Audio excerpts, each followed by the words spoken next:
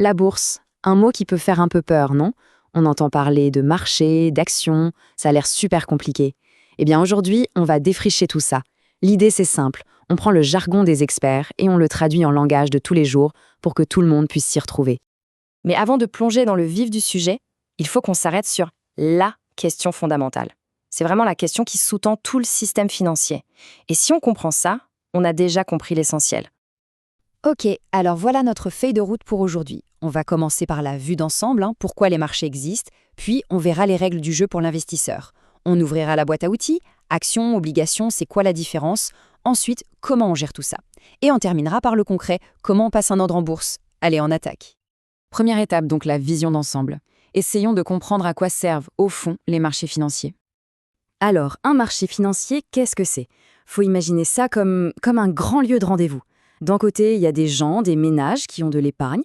De l'autre, des entreprises ou des États qui ont des projets, des idées, mais qui ont besoin d'argent pour les réaliser.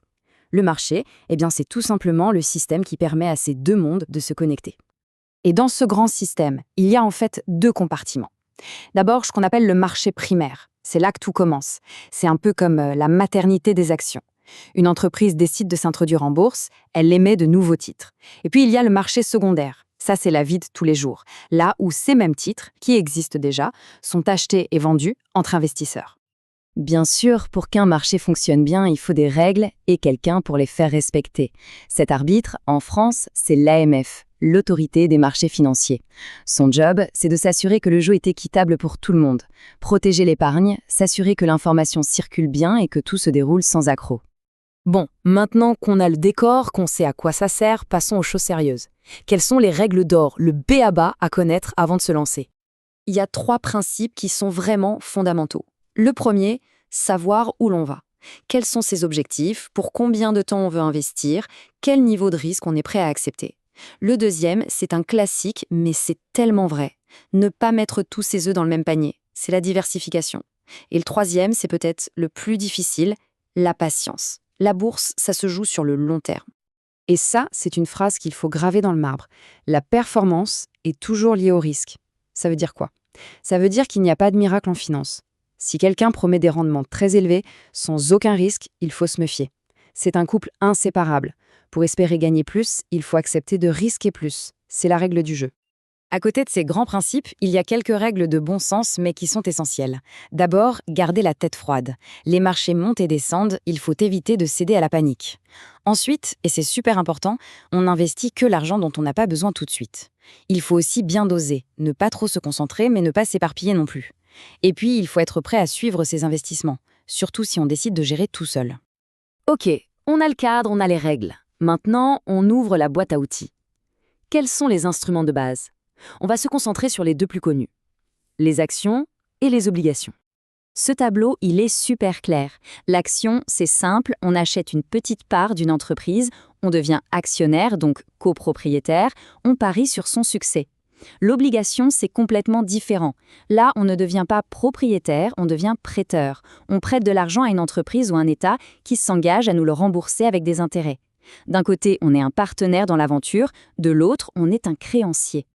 Bon, on a les briques de base, actions, obligations, mais comment on construit la maison? Comment on gère son portefeuille d'investissement?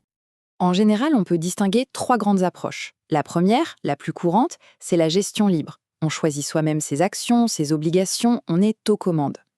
La deuxième option, c'est la gestion collective, où on achète des parts de fonds d'investissement. Et enfin, il y a la gestion sous mandat, là on délègue complètement la gestion à un professionnel.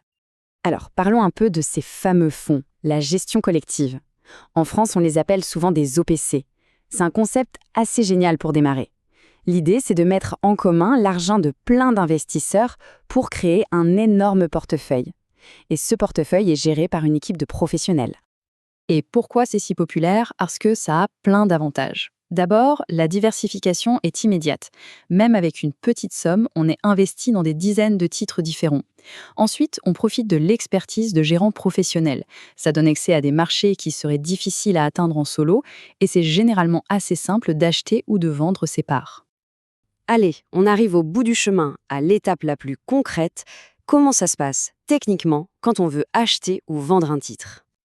Alors, un ordre de bourse, c'est une instruction très précise qu'on donne à son intermédiaire. Il faut absolument y inclure 5 éléments. Le sens, est-ce qu'on achète ou est-ce qu'on vend? Le titre, de quelle action parle-t-on? Puis la quantité, la durée de validité de l'ordre et enfin la condition de prix, un point crucial. Pour cette condition de prix, il y a principalement 2 options. La première, c'est l'ordre à court limité. Là, on dit « je veux acheter, mais pas au-dessus de tel prix ». On contrôle le prix, mais on n'est pas sûr que l'ordre soit exécuté. La deuxième option, c'est l'ordre marché. Là, c'est l'inverse. La priorité, c'est l'exécution immédiate au meilleur prix disponible. Le dilemme est donc toujours le même, maîtriser le prix ou être sûr que l'opération se fasse.